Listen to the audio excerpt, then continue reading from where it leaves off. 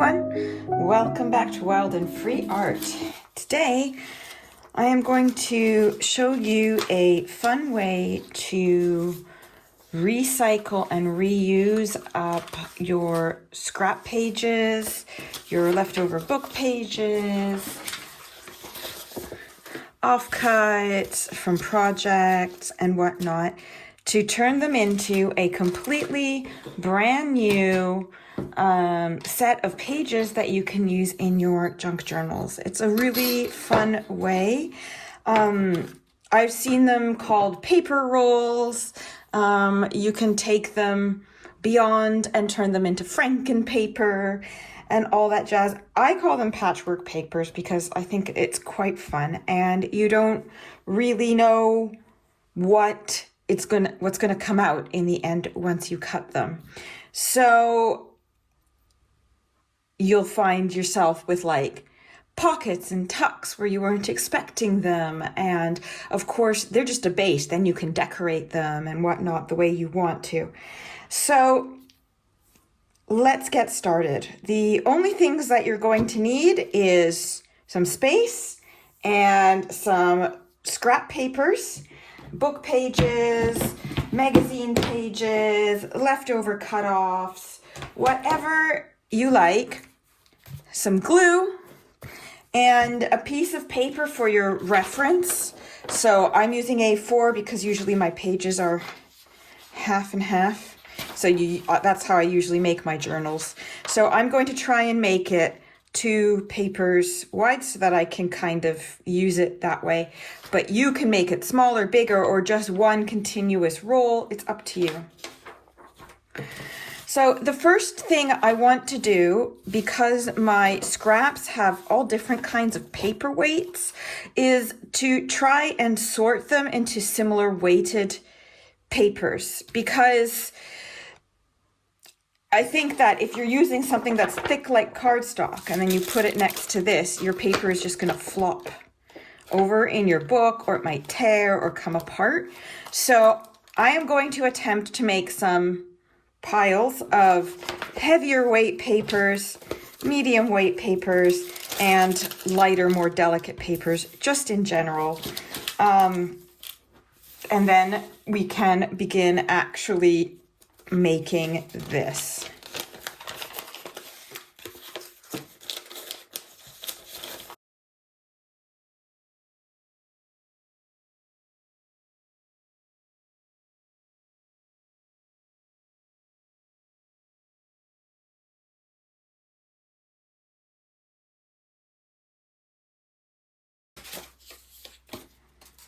Okay, so of course you could take this even further and divide it into different colorways and whatnot, but I think the weights is enough for me. So I think what I'm going to do now is make some space on the table and begin laying out the medium weight papers, and then we'll get making.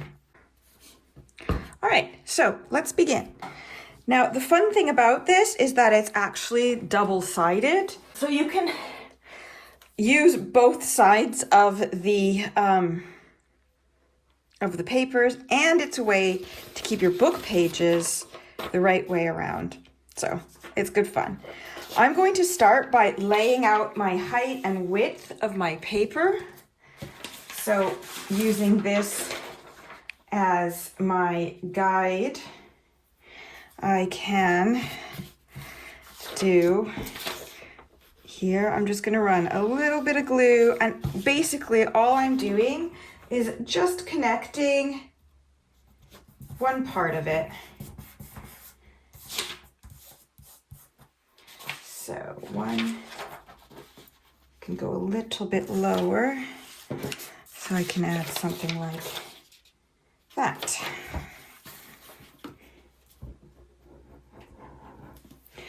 Glue stick would work very well as well, but I've completely run out of my glue stick because I've been doing a lot of work recently with the craft market and run out of all my stuff. So I've got my height. more or less. So that's going to be about two A4 sheets on the side. So as long as I kind of roughly follow this height, I can just keep going and rolling it and adding bits, and it doesn't really matter if I've got gaps or straight edges. I can do it however I like. Up, down, to the side, it doesn't really matter. It's just a jumble of pages, and then when they get cut and you use them, you find out that they look really cool. You can also, you know, tear them a bit smaller to overlap small bits, to go over like that. It's just how you want to do it. It's just a good time to play. It's really meditative. It just lets you have some fun and use up them old scraps that you get from cutting up your pages and trimming and all of that. I think it's more fun to do the bigger ones first, and then you can layer the smaller ones in between if you want to. I mean, obviously, it's up to you to do it however you like.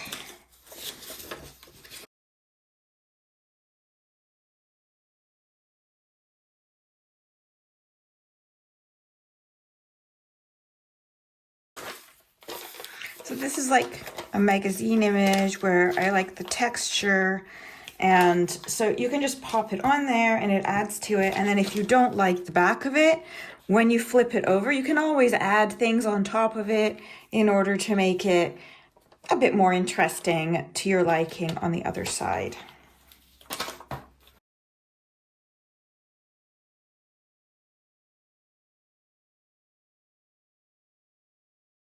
As I go, if I have an idea to stop at a certain point, because obviously, you know, you've got to store them somehow, you might just want to check that you can get 2 full pages out of it so you know more or less where you can go. But if you don't mind, you can just roll it up and store it, then that's fine too. You just keep going.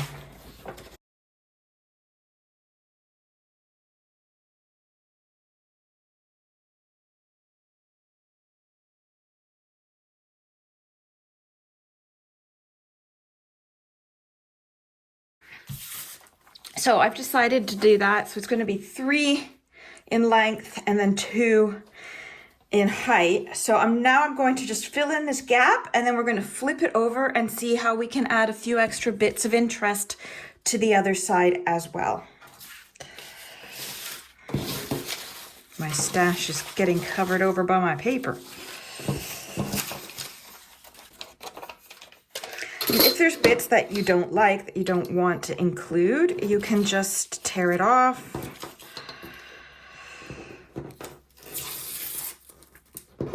And recycle.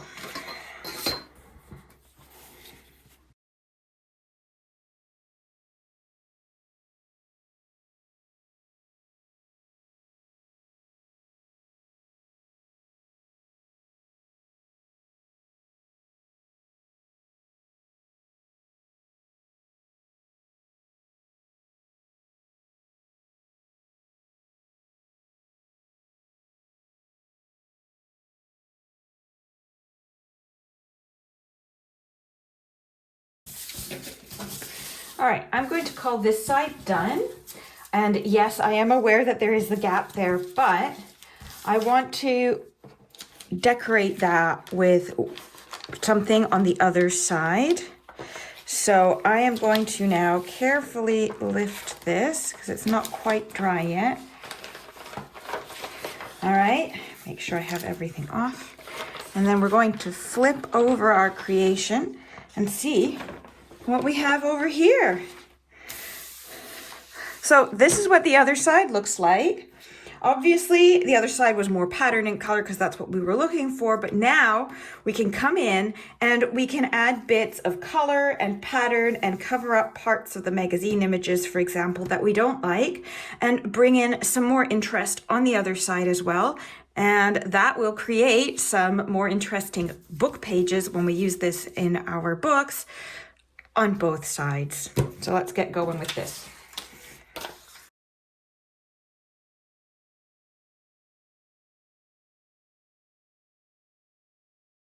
So I only put glue on just 3 sides of this because I know this could become a really lovely tuck spot, for example. Don't know what page it's going to end up on or what the rest of it, but I can make it into something.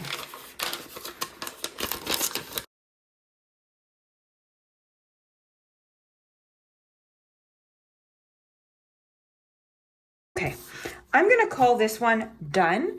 So I'm going to just put this to the side to fully dry, and then we will look at it properly later.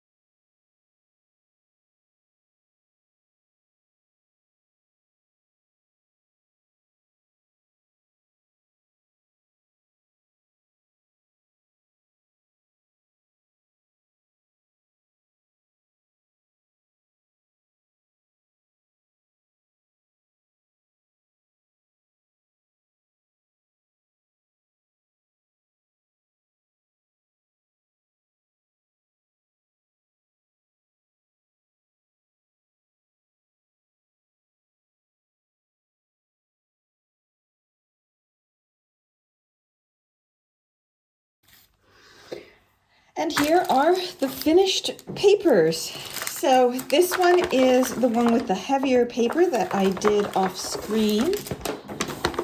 One side here, and then the other here. So you could use this as a base for a masterboard if you wanted, or just as pages, however you want to. This one is nice and sturdy. And you get a nice surprise when you fold it because, see, for example, that looks like a really nice base to do a page on. This one is the one I did with the thinner papers. I quite love the texture and the sound of this one. It's so satisfying. And here is the back. Again, you've got some bits that you could use as tuck spots, or you can just glue them down once you cut it down to size. And I think it just adds, especially this area, I really like it, and I feel like it adds like some interest in a potential book page. And this one is the big one, all finished and dried. So I really, really love this one here. I love the little tuck spots that here, and this has a bit here. I think this one came out my favorite of them all. And if you don't like how it comes out, that's okay too, because you can just take it back apart again and use it for something else. It's just paper after all, right? So, and then you can just roll it all up for storage if you want.